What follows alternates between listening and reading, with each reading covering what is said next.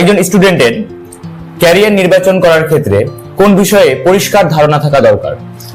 মানে দারুণ, মানে খুব সুন্দর কথা বলছে। মানে কোন কোন বিষয়গুলো সত্যি জানা দরকার একটা মানে ক্যারিয়ার নির্বাচন করতে গিয়ে। নাম্বার 1 যেটা আসবে না, প্রথমত আমি বলবো যে কখনো নিজেকে ছোট মনে করবেন না। আমি বাবুদেরকে বলবো, বাচ্চাদেরকে বলবো, বাবা তুমি কখনো নিজেকে ছোট মনে করবে না। 2 নম্বর, তুমি মাথায় রাখো যে তোমার ইন্টারেস্ট কি। আমি ইন্টারেস্ট কথা বারবার কেন বলছি, ইন্টারেস্ট তুমি কোন একটা জব শুরু করে দিলে কিন্তু ইন্টারেস্ট না থাকলে তুমি ছেড়ে দিবে। আমি এই জন্য বলি, একটা করেছেন খুব সুন্দর উক্তি আছে এখানে, উক্তিটা বলছি যে love the things you do or do the things you love. Either love the things you do or do the things you love. আরে বাবা, যা ভালোবাসো তাই করো, অথবা যাই করো ভালোবেসে করো, তাই না? আমরা যদি প্রেমের কথা বলি, তুমি যদি পারলে প্রেম করে বিয়ে করো। যদি এখানে ইসলামিক বিরোধী কথা চলে আসছে, মানে কাউকে যদি সত্যি পছন্দ হয় তাকে বিয়ে করো, প্রেম না করে। কিংবা যাকে আল্লাহ তোমাকে তোমার ভাগ্যে দিয়ে দেয়, বিয়ে যার সাথে হয় তার সাথে প্রেম করো না, তাকে ভালোবাসো না। তো এটা কিন্তু ক্যারিয়ারের সাথে প্রেম, ভালোবাসা, বিয়েটা ক্যারিয়ারের সাথে খুব সুন্দর একটা ম্যাচ আছে যে do the things, love the things you do or do the things you love. হয় যা ভালোবাসো তাই করো, কিংবা যাই করো ভালোবেসে করো। 1 নম্বর পয়েন্ট। 2 নম্বর, 3 নম্বর পয়েন্টটা কি স্যার, প্রত্যেকের একটা স্ট্রেংথ আছে। ওকে, একটা আপনি আমরা ক্লাস 10 এ একটা খুব সুন্দর একটা কবিতা পড়েছিলাম, ইংরেজি কবিতা, সেটা হচ্ছে কি দ্য ফেবল। সেটা দেখবেন মাউন্টেন এন্ড স্কোয়ারের সাথে ঝগড়া হচ্ছে। মাউন্টেন স্কোয়ার বলছে ইউ আর লিটল ফিগ, তুই ছোট্ট ক্যান্সার একটা, তুই তো কিচ্ছু পারিস না। কিন্তু ওই ছোট্ট স্কোয়ারেলটা দারুণ কথা বলেছিল, ইয়েস আমি জানি আপনি অনেক, ইউ আর আনডাউটলেস ভেরি বিগ, কিন্তু আমি যা পারি, আপনি এই পাহাড়টাকে খুব সুন্দর সুন্দর রাস্তা করতে পারেন, কিন্তু আমার মতে আপনি এই পাহাড়ের গাছে তৈরি হয় একটা চিনে বাদাম বা বাদাম আপনি ভেঙে খেতে পারবেন না। আপনি হচ্ছেন জড় পদার্থ, আমি জীব, আমি হাঁটতে পারি, চলতে পারি। আপনি কিন্তু তাহলে আপনার মধ্যে কিছু স্পেশালিটি আছে, আমার মধ্যে স্পেশালিটি আছে। আমাদের কিন্তু প্রত্যেকে কিন্তু না স্কোয়ারের মতো মানসিকতা রাখতে হবে। এটা হচ্ছে গ্রোথ মাইন্ডসেট। Growth mindset. আমি কখন নিজেকে ছোট ভাববো না, কাউকে নিজেকে অন্যের সাথে তুলনা করবো না।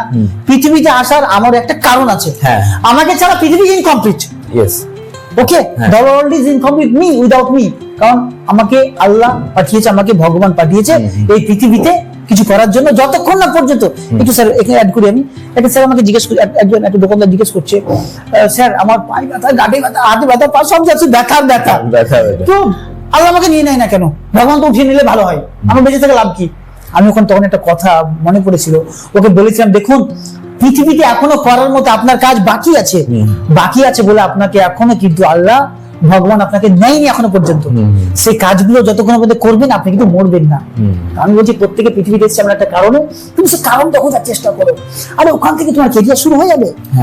তো স্যার আমি এখানে একটা বিষয় বলতে চাই, সেটা হলো আপনি যে এই ফেবেল কবিতা থেকে আপনি যে একটা উদ্ধৃতি দিলেন বা একটা এক্সপ্লেনেশন দিলেন, এখানে একটা বিষয় আমাদের সমাজকে আমি একটা মেসেজ দিতে চাইবো, সেটা হলো যে ওই যে কাঠবেড়ালি যদি কি করতো, মানুষদের মতো অনেক মানুষ যারা হতাশায় ভোগে, যে আমি এটা পারি না, আমি সেটা পারি না, আমি এটা করলে ব্যর্থ হই, ওটা করলে ব্যর্থ হয়, কিন্তু আমরা যদি পৃথিবীর সর্বশ্রেষ্ঠ বা সর্ববিখ্যাত ব্যক্তিদের আমরা জীবনে ঘাঁটি, তাহলে আমরা কিন্তু ওই ব্যর্থতার গল্পটাই আগে পাই। কারণ জীবনে ব্যর্থতা ছাড়া মানে সফলতার কোনো স্বাদ নেই। একদম একদম। আর আরেকটা বিষয়, সেটা হলো যেটা আপনি বললেন, সেটার মাধ্যমে ফুটে উঠছে, তা হলো যে আমাদের এখানকার মানে পরিবেশ, এখানকার বলে না, আমাদের বিশ্বের একটা রুলস আমি যেটা দেখেছি, মানুষদের যতই শিক্ষিত হোক, যতই উন্নত হোক, একটা জায়গায় আমাদের ঘাটতি আমি সচরাচর দেখতে পাওয়া যায়, যেটা সেটা হলো স্যার যে অন্যকে ছোট করে দেখা। এবং ও জানে যে তার নিজের একটা ভালো পার্সোনালিটি আছে, সেটা সত্য, কিন্তু তার মানে যে তার থেকে যে কোনো একটা বিষয় কমজোরি, তার মানে কিন্তু এই না যে সে একদমই তুচ্ছ। তারও কাছে একটা স্পেশালিটি আছে যেটা তার কাছে নেই। মূলত আমি আশা করছি আপনি এই বিষয়টাই বোঝাতে চেয়েছেন। একদম। তো তাহলে আমি আরেকবার আপনাকে মানে এই প্রশ্নটার মধ্যেই আরেকটা প্রশ্ন করে নিচ্ছি, সেটা হলো আপনি কি মানে উপদেশ দিবেন যে যারা বারবার ব্যর্থ হয় এবং ব্যর্থ হওয়ার পরে হাল মানে ছেড়ে দিতে ইচ্ছে করে, এবং মানে বিশেষ করে যখন অন্যরা বা পরিবার, সমাজ, সব জায়গার মানুষ যখন তাকে কি করে, মানে সব হেই করে, আপনি যেটা প্রথমে অনুষ্ঠানের শুরুতে বললেন, হেই করে কথা বলে, এই তুই পারবি না, এরকম অনেক কথা বলে, তো তখন আপনি তাকে কিভাবে তার মানে মোটিভেশনটা ধরে রাখতে মানে বলবেন? আমি এখানে এই ক্ষেত্রে আমি যখন ব্যর্থ হই না, মানে আমি কয়েকটা জিনিসকে আমি খুব আমার সামনের দিকে রেখে দিই। যখনই আমার সামনে কোনো না আসে বা আমি হয়তো হেরে যাচ্ছি, আমাকে নিয়ে ছোট করছে, আমি জানি যে আমি কি, স্যার আমি জানি যে আমি কি, লোকে কি বললো কি না বললো I don't care. I don't care. লোকে কি বললো না বললো, আমাকে কিন্তু এই মানসিকতা রাখতে হবে। ওই যে আমি বললাম না, লোক তোমাকে আচ্ছা কে ছোট করে? স্যার ছোট আপনাকে সেই করবে যে জানে যে ওর চাইতে আপনি আগে বেরিয়ে গেছেন, ওর চাইতে আপনি আগে চলে যাচ্ছেন বা চলে গিয়েছেন, তারা আপনাকে ছোট করার চেষ্টা করবে। তারা তো ওই ফিল্ডে আছেন, এই রে ছেলেটা এগিয়ে গেল, আরে তো প্রথমে বলবে এটা যে তোর দ্বারা হবে না, কিন্তু যখন আপনি পেরে যাবেন না তখন বলবে আমি জানতাম ও পারবে। মানে নিজেকে কিন্তু মানুষ কখনো নিজের মুখে কখনো ছোট হতে চায় না। তো এদের জন্য আমি বলবো যে সব সময় মাথায় রাখবা কি কয়েকটা শব্দের মানে আমি একটু আগে নো মানে যেমন বললাম, ফেল মানে বলে দিচ্ছি। ফেল মানে কি? আমরা যখন ব্যর্থ হবো না তখন আমরা কিন্তু মন খারাপ করবো না। মানে আমাদের এপিজে আব্দুল কালাম ভারত মায়ের দামাল ছেলে, তিনি বলেছিলেন যে ফেল যখন তোমার জীবনে আসবে তখন তুমি মনে করবে ফেল মানে ব্যর্থ নয় বাবা। মানে ফেল মানে এটা আমি বলছি না, বিখ্যাত রাষ্ট্রপতি তিনি বলেছিলেন, এপিজে আব্দুল কালাম, তিনি বলেছিলেন কি ফেল মানে ফার্স্ট অ্যাটেম্পট ইন লার্নিং। অর্থাৎ যে কোনো শিক্ষার প্রথম ধাপ হচ্ছে ফেল হওয়া।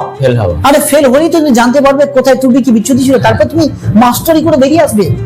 ওকে, আর আমি যেটা মনে করি যে আমার আমি যখনই এরকম শুনবো যে কে বলছে এটা অসম্ভব, এটা অসম্ভব, আরে অসম্ভব শব্দটার মধ্যেই তো অনেক কিছু লুকিয়ে আছে। ইম্পসিবল মানে কি? ইম্পসিবল শব্দটা আমাকে চেঁচিয়ে বলছে ইম্পসিবল, নট ইম্পসিবল। ইম্পসিবল মানে হচ্ছে impossible. It's not impossible. Impossible মানে আমি সম্ভব, তুই আমাকে আয় কাজটা শুরু কর। ও আমাকে ডাকছে যে যাতে স্টার্ট দ্য জব। আমরা যদি কোনো একটা কাজ শুরু করে দিই না স্যার, অটোমেটিক্যালি অসম্ভব যে জিনিসটা কেটে যায়। আমরা ততক্ষণ পর্যন্ত আমাদের কাছে অসম্ভব লাগে যতক্ষণ পর্যন্ত আমরা শুরু করি। আমি বলছি বাচ্চাদেরকে যখন তোমার কোনো একটা ডর লাগবে, ভয় লাগবে, মোটিভেশন হারিয়ে যাবে, কাজটা বরং শুরু করে দাও। ওকে, এটা আমি তাদেরকে অবশ্যই বলবো। এবং কখনো নিজেকে ছোট মনে না করা, নিজের সাথে কাউকে তুলনা না করা। কারণ পৃথিবীতে আসার তোমার একটা মহান কারণ আছে, নোবেল কজ আছে, একটা মহান কারণ। সে মহান কারণ যতক্ষণ না পর্যন্ত তুমি করছো, তুমি যাবে না পৃথিবী থেকে, তোমাকে এখানে সে কাজটা আসলে স্যার যায় না। আমরা হচ্ছি we are the part of a big plan. আমরা একটা বড় পরিকল্পনার একটা অংশ। আমরা স্যার কিছু করি না, আমাদের হাতে কিছু নেই। আমাদের ঈশ্বর, আমরা কি আল্লাহ বলি, কি ঈশ্বর বলে, সে আল্লাহ আমাদের করাচ্ছে। তো আমরা কখনো কখনো ব্যর্থ হয়ে গেলে তার কাছে চাইবো, আল্লাহ তুমি আমাকে পথ দেখাও, তুমি নিশ্চয়ই পথ দেখাবেন। আমাদের উচিত তার কাছে ঝুঁকে যাওয়া, সারেন্ডার করে দেওয়া। তাহলে অবশ্যই সে সমস্ত সিচুয়েশনে কিন্তু অবশ্যই আমাদের কিন্তু রাস্তা অবশ্যই দেখতে পাবো। একদম স্যার, তো অবশ্যই তার সাথে সারেন্ডার করতে হবে। খুব সুন্দর লাগলো।